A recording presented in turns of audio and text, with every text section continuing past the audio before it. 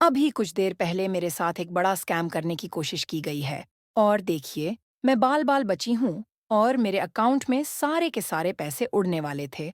और आपके लिए जानना बेहद ज़रूरी है, क्योंकि जो फ्रॉडस्टर्स हैं, उनका यह नया तरीका आया है, साइबर फ्रॉड का। तो हुआ यूं कि मैं अपने शो की तैयारी कर रही थी। अचानक मेरे पास एक नंबर से फ़ोन आता है, वह मैं आपको नीचे दिखा रही हूँ। तो जैसे ही उस नंबर से फ़ोन आता है, मुझे कहा जाता है कि हेलो बेटा जी, रिमझिम। मैंने कहा जी, बोले बेटा जी, आपके पापा ने नंबर दिया है। दरअसल उनके अकाउंट में हमको 13,000 ट्रांसफ़र करने थे, लेकिन उनके अकाउंट में जा नहीं रहे हैं, तो हमें आपके अकाउंट में ट्रांसफ़र करने हैं। उन्होंने आपका नंबर दिया। देखिए, पेटीएम पर ऐसे रिमझिम जेठानी लिखा हुआ आ रहा है, तो हम इस पर पैसे दे भेज रहे हैं। और मैं मनोज अंकल बात कर रहा हूँ। और मैं आपको बता रही हूँ, उनकी आवाज़ सच में ऐसे लग रही थी कि सच में जो हमारे गली में एक मनोज अंकल रहते हैं, उनकी जैसी आवाज़ हो। एकदम जो है, उन्होंने मुझे ऐसा भरोसा दिलवाया और उन्होंने मुझे सोचने का बिल्कुल समय नहीं दिया।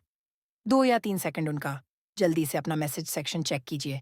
मेरी तरफ से 10,000 आए होंगे, मुझे भी 13,000 भेजने, लेकिन 10,000 आए होंगे। तो भाई मैं मैसेज सेक्शन पर गई और सच में मेरे पास मैसेज आया हुआ था 10,000 का। तो मैंने कहा आए तो हैं, तो बोला अच्छा 3,000 और करने हैं। मैंने कहा अच्छा तो बोले कि 3,000 उन्होंने की तो, लेकिन मैसेज आया कि 30,000 ए गए हैं। तो बोला अरे, अरे बेटा मैंने चश्मा जो है पहन नहीं रखा था, आपके पास 30,000 ए गए हैं। तो मैंने कहा अच्छा, फिर मैंने वापस चेक किया, तो मैसेज तो था 30,000 का। तो बोले बेटा ऐसे करो, तुम 27,000 मुझे वापस कर दो, चश्मा नहीं पहन रखा था, तो मुझसे गलती हो गई। तो मैं एक नंबर दे रहा हूँ, उसको नोट करो और पेटीएम कर दो मुझे 27,000 वापस। तो मैंने कहा अच्छा, आप अंकल बताइए, आप नंबर तो उन्होंने, मैंने कहा मैं लिख लेती हूँ नंबर, तो बोले नहीं, नहीं लिखो मत, तुम डायरेक्ट पेटीएम या फ़ोनपे पर जाओ और वह जो है नंबर उसको लिख दो और मुझे तुरंत आप 27,000 भेज दो। तो मैंने पेटीएम खोला, मैंने कहा अच्छा अपना नंबर बताइए।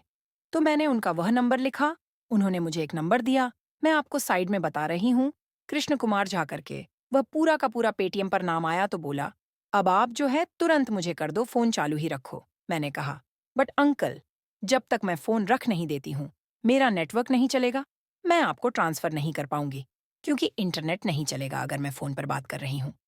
तो यह मैंने इसलिए कहा ताकि मैं इस देर में पापा से बात कर सकूँ और सच में पता कर सकूँ कि सच में ये हुआ है। तो मैंने तुरंत, उन्होंने कहा नहीं, नहीं, फ़ोन मत काटो।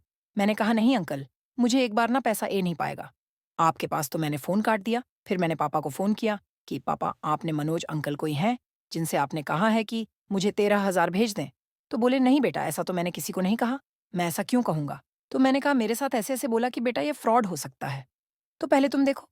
अच्छा, जब मैं पापा से बात करी थी उसी बीच में मेरे पास उसी नंबर से इस पोस्टर का वापस से फ़ोन आया, तो उसको पता चल गया होगा कि इसी बीच में मैंने फ़ोन कर लिया है किसी और को और ऑब्वियसली पापा से बात कर लिया। तो जैसे ही मैंने पापा का फ़ोन काटा और उसको वापस फ़ोन करने की कोशिश की, तो उसने फ़ोन नहीं उठाया और ऐसा आया कि वह व्यक्ति किसी और से बात कर रहा है।